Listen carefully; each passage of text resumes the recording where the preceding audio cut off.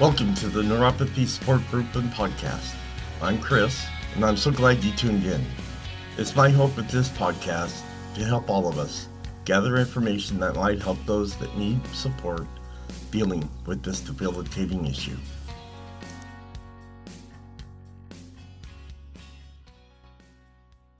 Hello, and welcome to this podcast. Before we get started, let's get the formalities out of the way with a medical and privacy disclaimer. I am not a doctor or medical professional. The information on this podcast is from personal experiences and is meant for group support. Additionally, the information discussed is not meant to diagnose, treat, or cure any underlying conditions associated with neuropathy. All names here within are private and will not be shared with any outside sources. Please consult your healthcare provider before making any health decisions.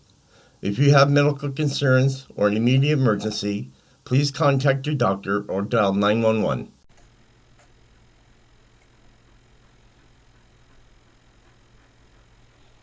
Hello everyone, how you doing? I'm so glad to be back doing some live episodes for you and to get this information out for you. Thank you for allowing me to send some of the older episodes to you. They're available for all of you to go watch too. So if you get the time, and I'll leave the link here so you can do that. I'm feeling about the same still. Haven't gotten anything in the mail telling me when my appointments are yet. I'll probably call tomorrow to find out. But I just wanted to let you know that everything's going okay. So I've run across two articles a couple days ago. One of them is in regards of new treatments and possible new medications that are being used as trials right now.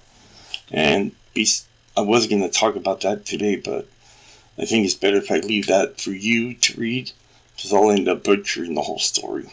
There's too many medical words in there for me.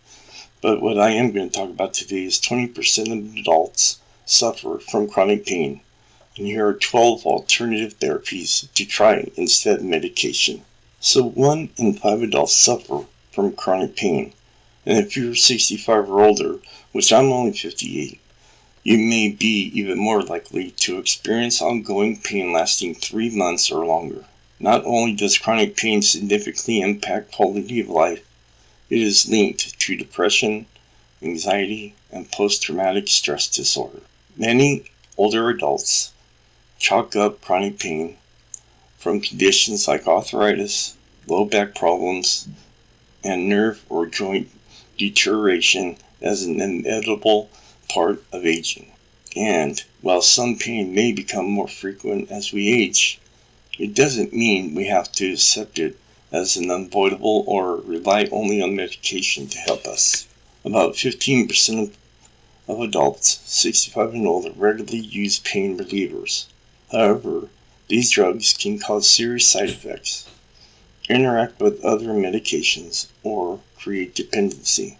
Both the National Center of Health and the American College of Physicians recommended non-invasive, non-drug approaches like acupuncture, massage, meditation, and Tai Chi as the first step in treating many painful conditions. But do these options really work? Clinical evidence varies, depending on the intervention and the condition. Not every approach works for every person, although they may find they no longer need pain medications, and others are able to cut back on the quality of pain relievers. My own mother has struggled with low back pain for many years. This doctor talks about. He's a chiropractor who researches low back pain at Duke University. After regular visits to the YMCA for swimming, everything changed for her. The back pain was entirely manageable with ice, heat, and exercise, and no drugs. Classes or groups activities provided another benefit. They reduce social isolation among older people. Chronic pain can lead to isolation, which may then lead to more chronic pain. I'm going to have to verify. I am going to say yes, that does happen. This ends up being a real cycle that is important to interrupt, according to this doctor. And that's true. It does. when you're by yourself and you don't have nobody else around it, that just creates more of a anxiety or issues toward pain that can make it worse. All right. Treatment alternatives for chronic pain sufferers. There are many different alternatives and complementary therapies that may help you manage chronic pain. The National Institute of Aging says some of the researched evidence-based options include acupuncture, which uses hair-thin needles to stimulate specific points on the body to relieve pain. It's been found helpful for lower back and neck pain as well as osteoarthritis and may be helpful for cancer patients. It can also relieve joint pain from certain breast cancer treatments. And I've also talked about and heard about the dry needling too. And that was something I forgot to ask my doctor. I'm going to have to remember that. Next is going to be biofeedback. Biofeedback helps you learn to control your heart rate, blood pressure, muscle tension, and other body functions. This may help reduce your pain and stress levels. Next is going to be cognitive behavioral therapy, or CBT. May help reduce reaction to pain. CBT, now I'm not saying CBD, I'm saying C as in cat, B as in boy, and T as in Tom. Helps a person adjust negative emotions, like stress and anxiety, modify thinking patterns and behaviors, and reduce muscle tension and nervous system sensitivity. This leads to coping better with pain, says an expert from the University of California. Next is electrical nerve stimulation, and which is the TENS unit like most of us use, sometimes called PINS.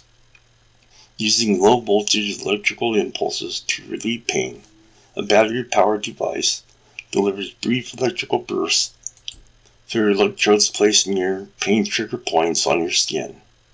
Researchers think TENS may stimulate nerve cells that block pain transmissions or increase endorphins, the body's natural painkiller, which reduces the feeling of pain. Next is going to be guided imagery. Using direct thoughts to create mental pictures that may help you relax, manage anxiety, sleep better, and have less pain. It can help people with arthritis, cancer, Parkinson's disease, and pain from fractures, as well as reduce stress, improve overall functioning, and decrease the need for anti-inflammatory drugs. Hypnosis is next. Uses focused attention, relaxation, imagery, and suggestions to help manage pain. Research shows it can help reduce chronic pain, although results may vary person to person. Next is massage therapy. Massage therapy can release tension in tight muscles. It has a temporary beneficial effect for many conditions, including low back pain, neck pain, cancer-related pain, according to the National Institutes of Health. The next one is mind-body stress reduction. Mind-body stress reduction combines mindfulness meditation, body awareness, and yoga to increase relaxation and reduce pain. These approaches can help improve activity and reduce pain according to the NCCIH. Next will be the physical therapy, which I never really got into doing any of that. When I tore my MCL back in high school, I think it was, I did do some therapy, but I still have issues with it. But physical therapy uses a variety of techniques to help manage everyday activities with less pain and teaches you ways to improve flexibility and strength. It can help with many different conditions, including low back, neck pain, and osteoarthritis. Next is spinal manipulation. Spinal manipulation practitioners, usually chiropractors, use their hands or device to apply a controlled thrust to a joint of your spine. The technique moves the joint more than it should or would on its own, according to the NCCIH. It can be moderately effective for neck pain. Some effectiveness or evidence points to this as a remedy for lower back pain. Next is Tai Chi. Tai Chi is a low-impact, slow-motion exercise that originated in China as a martial art.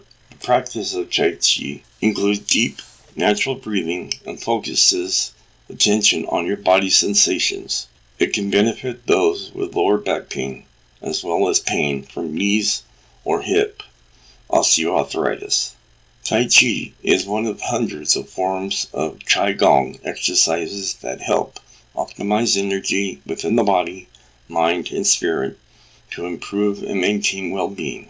Qigong can be helpful for people with fibromyalgia, Parkinson's disease, chronic heart disease, and high blood pressure.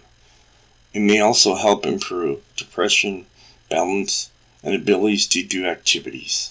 And the final suggestion on this article is yoga.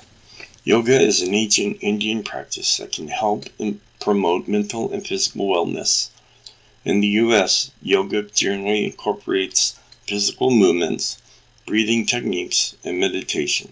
There are various types of yoga practices, but generally it's beneficial for certain types of low back pain, osteoarthritis, and rheumatoid arthritis.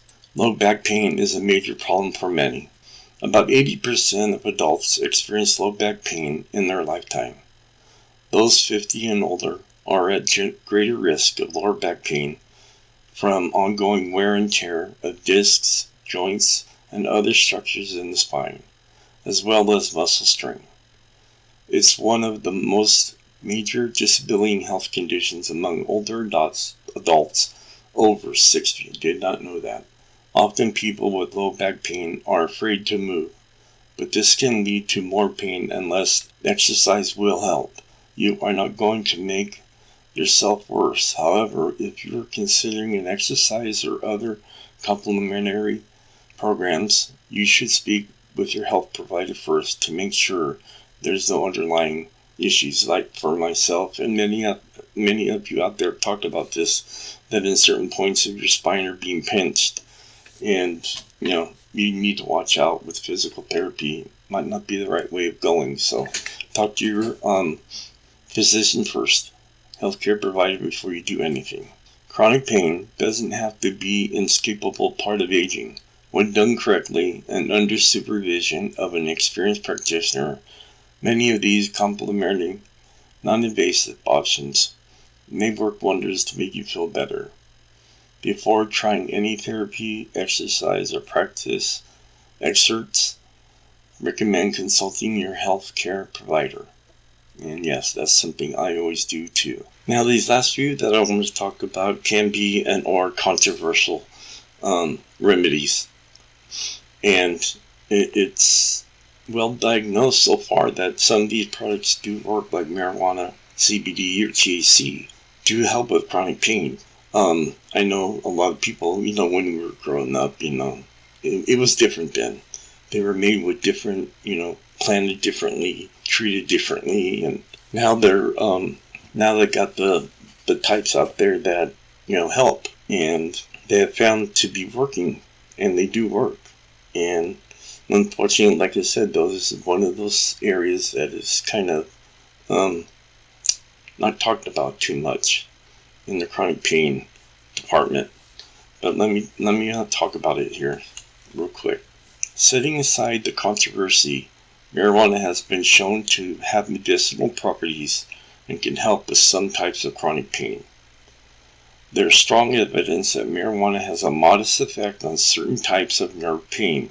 Since it also relieves nausea, marijuana can help with people who suffer side effects from chemotherapy. However, marijuana does have risks. For some people, those risks can be serious, including addiction or psychosis, and I don't see any addiction over that product for myself. I only do when I feel pain, and after that, I don't need to use it for 3 or 4 more days, just depends. But because of the dangers and the obvious potential for abuse, experts generally only turn to marijuana when other treatments have failed. On a practical level, you can also need to be aware of the laws regarding the use of medical marijuana in your state. Could you be arrested for smoking marijuana for medical reasons? Well, that's something that you need to talk about with your doctor. There are also two prescription drugs called pharmaceutical cannabinoids that are derived from the active ingredient of marijuana.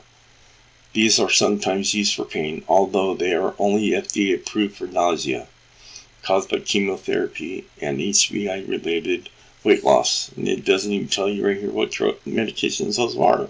Exercise we talked about already. There was one other thing. I want to talk about supplements and vitamins, because that is another area that I have trust in some supplements, but not in all of them. And if you've been listening to a lot of my shows in the past, I don't really believe too much in supplements and herbal treatments and those kind of things, but I do take 3 of them. I take flaxseed, I take B1 and B12, and then I also take the one that's alpha lipoic acid, and I just started taking that. So those are the only ones I pretty much take. But let's listen here and see what it says. There is evidence that certain dietary supplements and vitamins can help with certain types of pain. Fish oil, which is the same thing as the flax oil. I don't take the fish oil because after you're done, you have a taste in your mouth like anchovies. So that's why I use the flaxseed oil. But fish oil is often used to reduce pain associated with swelling. Topical capsaicin, that's the one you better be very careful of, and I'll tell you why here in a second. Topical capsaicin derived from chili peppers may help with arthritis, diabetic nerve pain, and other conditions. There's evidence that glucosamine can help relieve moderate to severe pain from osteoarthritis in the knee. Now let me go back real quick to capsaicin. Capsaicin, in my thoughts and what I'm telling you now, again, you need to talk to your doctor, but you need to make sure that you only put a small amount on and try it on your skin first, because I can't use it. When I put it on my skin, it burns, and it hurts a lot, and it takes a while to get it off with water. So that's one thing you need to be very careful with. Try a small area first and see how you react to that product, capsaicin. But when it comes to supplements, you have to be careful. They can have risks. This one doctor says that high doses of vitamin B6 can damage their nerves. Some studies suggest that supplements such as ginkgo biloba and ginseng can bend the blood and increase the risk of bleeding. This could lead to serious consequences for anyone getting surgery for chronic pain. Supplements can cause real harm. This doctor points out that people with chronic pain can be at a higher risk of side effects from supplements, and why they're more likely than the average person to be taking another medication or getting medical procedures or surgeries. So treat supplements and vitamins warily, like you would treat any drug. I think that's a misspell there. Always check with the doctor before start taking supplements, especially if you have any medical conditions or take other medications. And that's where I was getting at. You got to be careful. You got to treat them as medications, because I had a friend that his wife was taking them, and I guess she had mixed up several different ones, and it caused her to get real sick, and she ended up having to go to the hospital and have her stomach pumped out. So it can be dangerous. Like I said, I only take 4. There was one that I've been wanting to take, and I've heard a lot of good things about it. It was turmeric, but I really haven't gotten to that point yet where I'm going to try it, so maybe later. So that's what I have for you guys today. I hope it helps in some ways. I do want to mention that I had a shirt sale over the weekend from Friday to Sunday. I lowered the shirts, plus I added, there was a 10% discount you got when you checked out, but nobody purchased anything, so I'll do it again. Maybe I'll get the word out better this time around. But yeah, I'll be selling some shirts. There's keychains, there's water bottles, there's everything you can think of. Merchandise for my neuropathy support group and podcast here. So, if you guys can get something, it'd be so great. It would go towards my podcasts here and help me out with some of the costs that go along with doing this. As you know, a couple of weeks ago, 3 weeks ago, I blew out one of the parts of my system here, and I had to get it replaced, and that's why it took me 3 weeks, because I had to wait until I got paid so I can buy it again. But those are the things that I kind of go on here, but I love doing what I'm doing. I'm glad I can do this for you, because there's really not much more information out there. But take what I got, enjoy your week, enjoy time with family, enjoy the outdoors, because it's going to start getting hot. And I will talk to you next Monday. Bye. As we come to a close, it's my hope this podcast and other sources, such as product reviews that I have discussed today, can better our lives and give us some relief dealing with neuropathy. This episode plus others are posted every Monday on Facebook, Twitter, Instagram, iTunes, Spotify, and Stitcher. And finally, whatever life throws at you, even if it hurts you, just be strong and fight through it. Remember, strong walls shake, but never collapse. Talk to you next Monday.